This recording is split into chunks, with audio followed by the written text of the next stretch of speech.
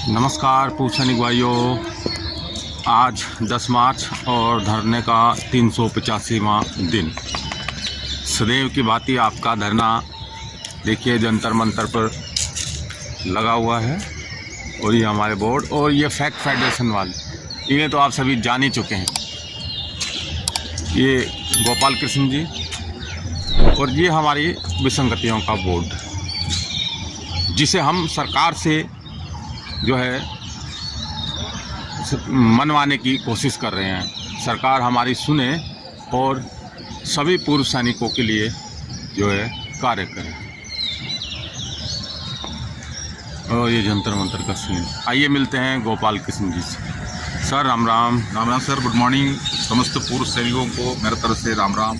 जो भी देश भर में जो पूर्व सैनिक बैठे हैं, व्यक्तिगत कमेंट्स बहुत मेरे को देता है, तो वही कमेंट्स के ऊपर हमको जैसे सुबह हो जाता है तो हम सोचता है हमारे जो दिया हुआ जो काम है, जो टास्क है, उसी को पूरा करना। बिल्कुल आपको सबको पता है, जो हमारा धारा 144 की वजह से यहाँ पर 2 आदमी का ही एंट्री का परमिशन है, वो भी हमको रोका गया था। वो परमिशन रोकने की वजह से ही हमने बड़ा जो 3 मार्च को आपने देखा, हम लोग ने 144 को ऊपर चुनौती देते हुए हम लोग ने दिल्ली में इकट्ठा हुआ।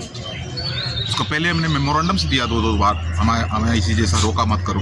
जो कानून के दायरे में अगर 2 आदमी के लिए परमिशन है तो 2 आदमी हम जाके अपना काम करेंगे, क्योंकि हमारा इतना बड़ा आंदोलन को ब्रेक करने का जो प्लानिंग हमारा वरिष्ठ अधिकारी द्वारा सरकार के साथ में मिलकर कर रहा है, और उनका मदद करने के लिए उन्होंने जो सेना के अंदर रहते हुए किसी को उन्होंने कुछ लॉलीपॉपी दिया था, उनको किसी संगठन का हेड बना के उन्हीं का मुंह खुलवा के हमें टांग खिंचवाने के लिए लगा कर रखा है। लेकिन इसी में से जो आंदोलन, जो जवान जेसीओ का जो हमारा आंदोलन है, वो कमज़ोर ना पड़ जाए। मैं खास बात एक बात बता रहा हूँ सर, ये बोर्ड देखिए, मैं पूरा पूर्व सैनिक देश भर में जो पूर्व सैनिक है उनसे मैं ये कहना चाह रहा हूँ, इसी के अंदर जो लिखा है, ये बोर्ड आपने कई बार देखा होगा, आज मैं ग्रुप में फिर डालेंगे। ये जो हमने जो मांगा है, ये जो सबका सैनिक संघर्ष कमेटी का जो बैनर में, और इस सबका सैनिक संघर्ष कमेटी के बैनर का पीछे काफ़ी संगठन उनको कंधे से कंधा मिलाकर आगे आ रहा है। तो इसी के अंदर हमने जो 10 सवाल पूछा गया है, जितना भी मेमोरेंडम से हम सरकार को दिए थे, वो मेमोरेंडम में बहुत विस्तार विवरण है, लेकिन उसका एक छोटी सी हेडिंग्स है। हमने जो फौज के अंदर देखा है, ये है 10 मांग हमारा। हमने ये मांगा है, जो को आरोपी केवल जवानों के लिए तो उन्हें कम और अधिकारियों को जेब क्यों भर दी गई, ये एक सवाल हमने सरकार से पूछा। ये आपका भी सवाल है, हमारा भी सवाल है। कठिनाई और जोखिम जवान को सबसे ज़्यादा, तो एमएसपी अधिकारी से कम क्यों? सिपाही और अफसर के अंक का उपयोग समान, तो फिर समान डिसेबिलिटी पेंशन क्यों नहीं?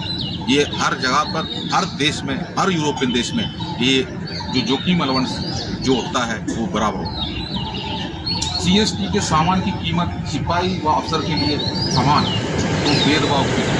देखिए, हम लोग अगर सामान लेने के लिए जा रहा है सीएसटी कैंटीन के अंदर पहुँचता है, तो वहाँ पर अगर मान लो एग्जाम्पल एक साबुन है, उसका रेट अगर 30 रुपये है, तो हमारा अफसर भी वो 30 रुपये में ले रहा है, हम भी 30 रुपये ले रहे हैं, तो उनको अलग सुविधा दे के 30 रुपये में क्यों दे रहे हो? हम भी वो 30 रुपये में टैक्स दिया है, ऐसा बात नहीं, हम भी सेना में नौकरी किया है। तो सामान अगर वो कोई शॉपिंग कॉम्प्लेक्स में जाता है, कोई कपड़ा का दुकान में जाता है, तो वहाँ पर क्या उनका अलग से सुविधा देता है क्या?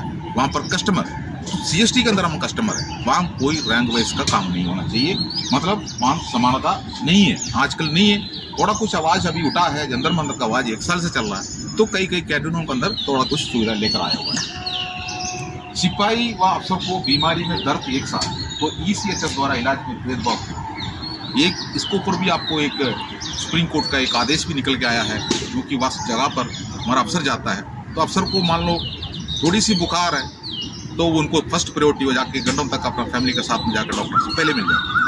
लेकिन यहाँ पर जो दर्द से पीड़ित जो बैठा हुआ, उनका नंबर लेके बैठना पड़ता है, लेकिन पैसा देखिए तो हमारा इलाज होता है ईसीएचएस में। हमारा भी 1000 रुपये काटता है हर महीना पेंशन से, तो उनका भी कट रहा है। और कॉन्ट्रीब्यूशन उन्होंने ज़्यादा दिया है, तो कॉन्ट्रीब्यूशन ज़्यादा दिया तो 58 की उम्र में आ रहा, तो उनका और उनका परिवार को, उनको पेरेंट्स को तो बीमारी है, इलाज उसी दिन से शुरू हो गया। तो हम 35 की उम्र में आ रहा है, तो हम उसी के 1 दिन पहले भी हमने फिजिकल फिटनेस पूरा करके सेना से बाहर हुआ है, तो हमको 30,000 रुपये हमने दिया है।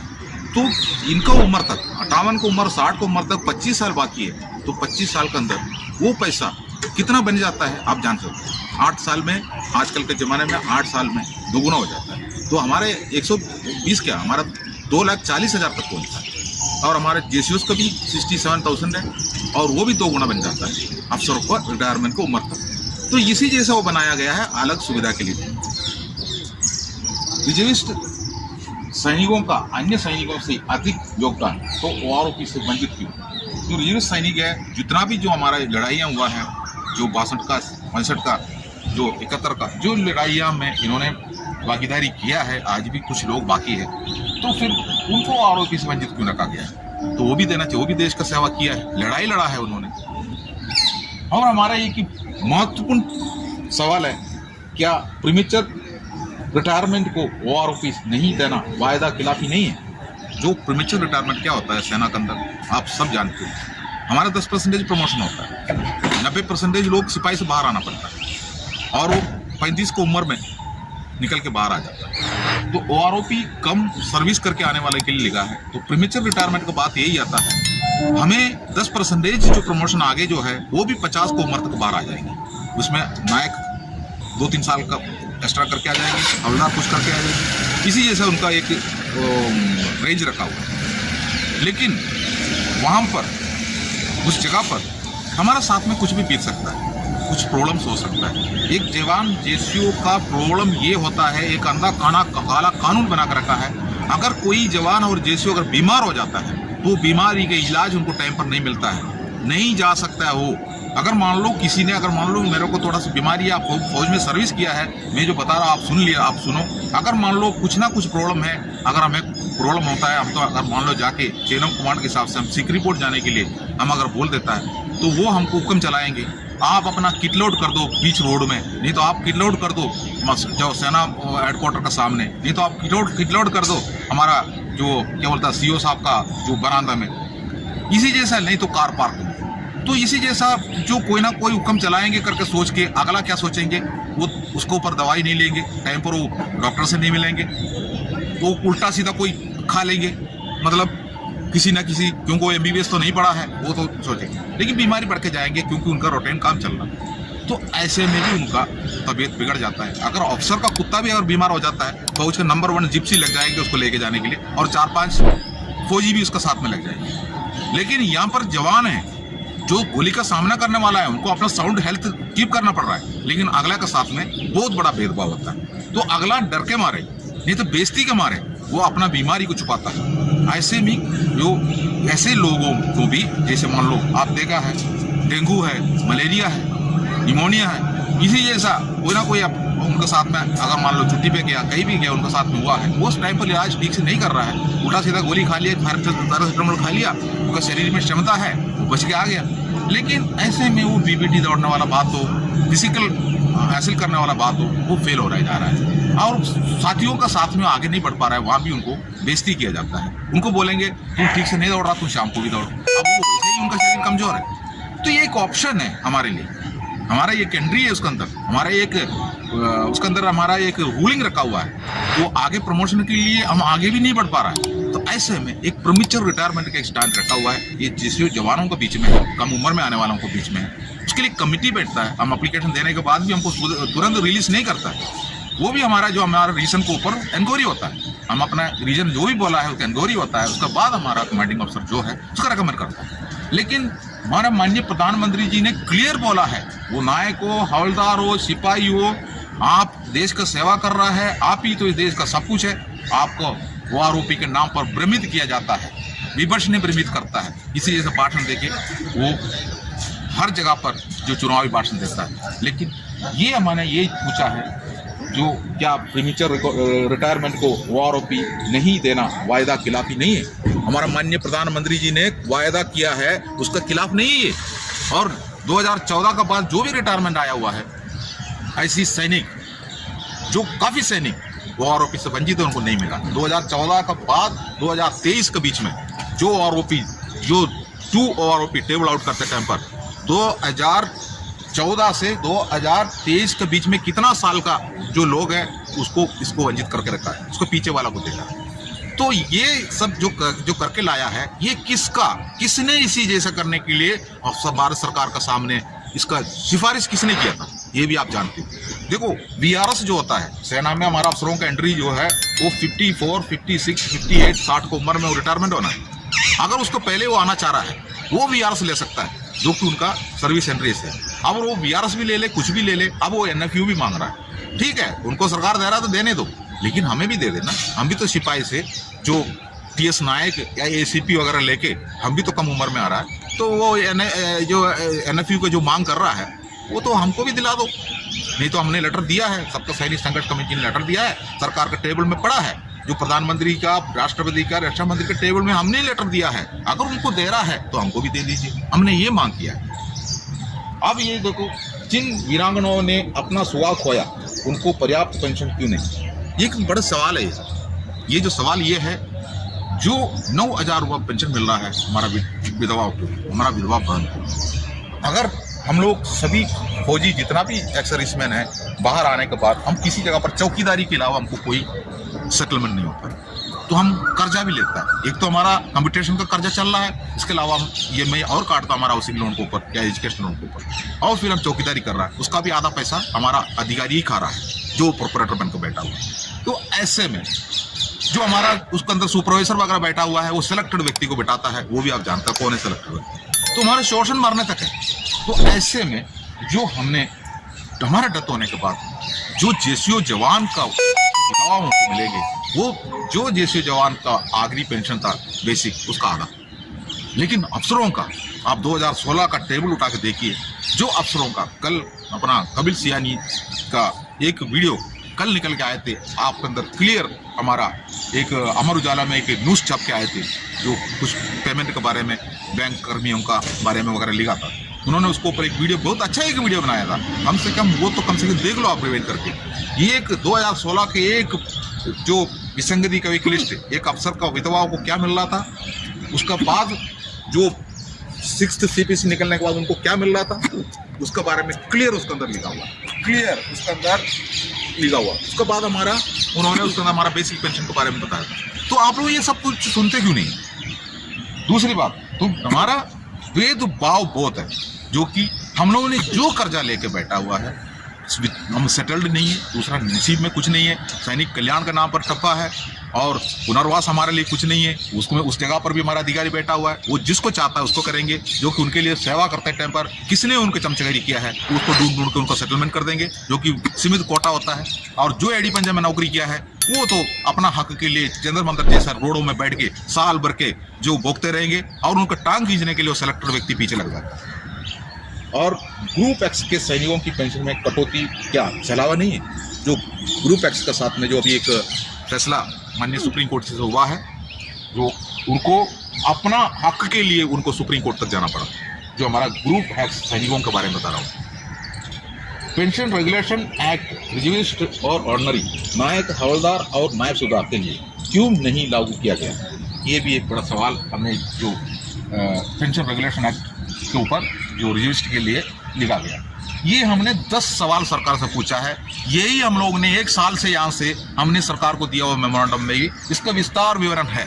इसके अलावा हमारा गुलामी के पीछे और भेदभाव के पीछे, सेना के अंदर जो जुर्म हो रहा है उसके पीछे, जो हमारा काला कानून जो अंग्रेजों का टाइम पर बनाया हुआ, वो आर्मी ऑर्डर को समाप्त करके हमारे लिए एक नया आर्मी कानून बनाए, जो कि ब्रिटिश वाले ने हमारा ऊपर गुलामी को तो जो कायम रखने के लिए उन्होंने बनाया, वो उस कानून को आज हमारा अंग्रेज अफसर, हमारा काले अंग्रेज अफसर बोलता है उनको, हमारा जितना भी अफसर है उनके लिए हमने काले अंग्रेज नाम दिया है, जो कि काले अंग्रेजों का जो कारनामा हमने सहन करके सेना में नौकरी किया है, आज भी हमारा सैनिक वो सहन कर रहा है, इसलिए हम काले अंग्रेज बताया हुआ है, उसमें कोई दौराई नहीं है।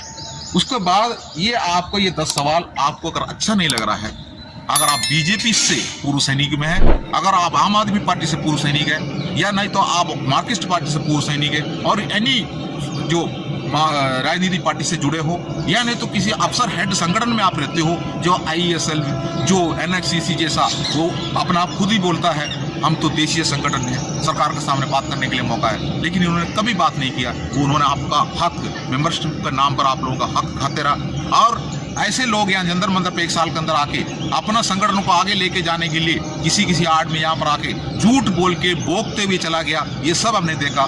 लेकिन सबका सैनिक संघ कमेटी ना टूटा है ना बिका है। इस जगह पर एक ताकत का जो मतलब कितना ताकत बताओ, बहुत बड़ा एक संगठन है। ये संगठन का जो पीछे जो एग्जीक्यूटिव कमेटी है बहुत मजबूती से अपने जगह पर बैठा हुआ है। जंतर मंतर का हर एक दिन का रिपोर्ट वो लेता है, उसके बाद मीटिंगें चलता है और फिर बहुत अच्छे बैकडोर काम चलता है। तभी जाके मेरे जैसा दो आदमी ये जो आपको दिखाई दे रहा है, जहाँ पर जो एक मक्खी भी नहीं बैठता है, इसी जगह पर खड़ा होकर हम इसी जैसा भाषण दे रहा है, जो कि हमारा पीछे बहुत बड़ा एक संगठन है और उस संगठन के पीछे पूर्व सैनिक भी डटे हैं और वो देख रहा है जंतर मंतर क्या हो रहा है। इतना आसानी से जंतर मंतर से हमें निकाल के उखाड़ के नहीं फेंक सकता है।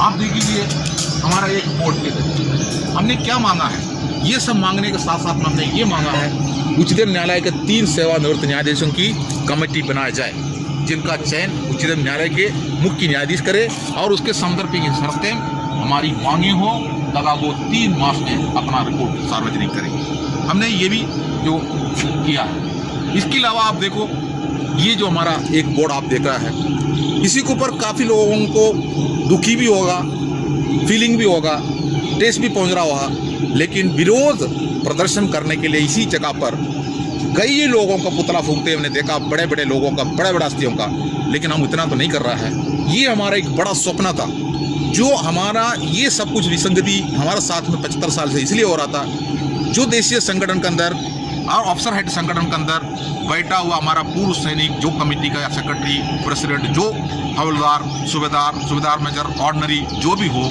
सब बिकाऊ है, बिक चुका है, अपना जो दूसरे के लिए काम कर रहा है, अपना अस्तित्व को मिटा रहा है, हमारा फैमिली को नहीं देख रहा है, वो खुद चंद फायदा वो ले रहा है, उनको बहुत फायदा मिल रहा है, उनको कोई भी काम ना करते हुए उनको हवाई जहाज में घूमने का मौका मिलता है और हर जगह पर घूमने का मौका मिलता है और केंद्र से फंड मिलता है। आपको पता है हमारा CST है, CST कैंटीन के अंदर आज एक सामान ले ले, आज के दिन में CST का अरब करोड़ फंड जो सरकार के पास आज के दिन पहुंचेंगे।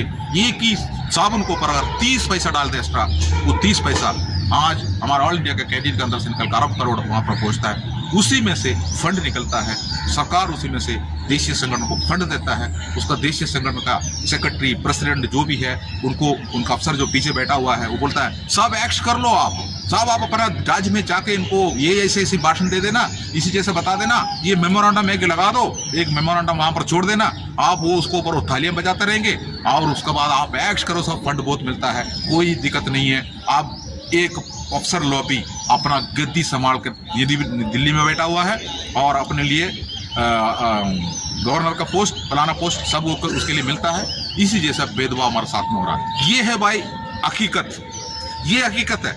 इसके लिए हमें धमकी मिलता है, ये जो आपको बोल रहा ना, इसके लिए हमें धमकी मिलता है, आपको वो करूंगा, ये करूंगा। धमकी क्या है? हमारा तो कपिल सियानी को तो मर्डर करने का कोशिश तक हुआ, आप लोगों ने सब देखा।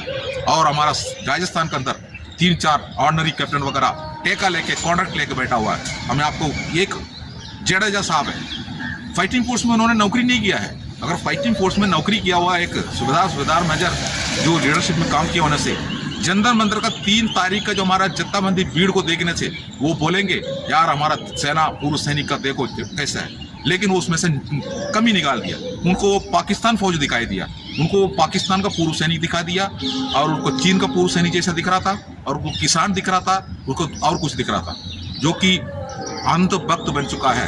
और मैं आपको इसमें से ये एक मैसेज देना चाहता हूँ, आप लोग कितना भी टांग खींचते रहो, जो देश का पूर्व सैनिक उससे भी ज्यादा जागरूक हो रहा है। जितना भी आप उधर बोलते हो जो चैनल में बैठ के, वो चैनल भी यही जंतर मंतर पे आके यही से बन के चला गया, उसी के चैनल में बैठ के बात कर रहे हो।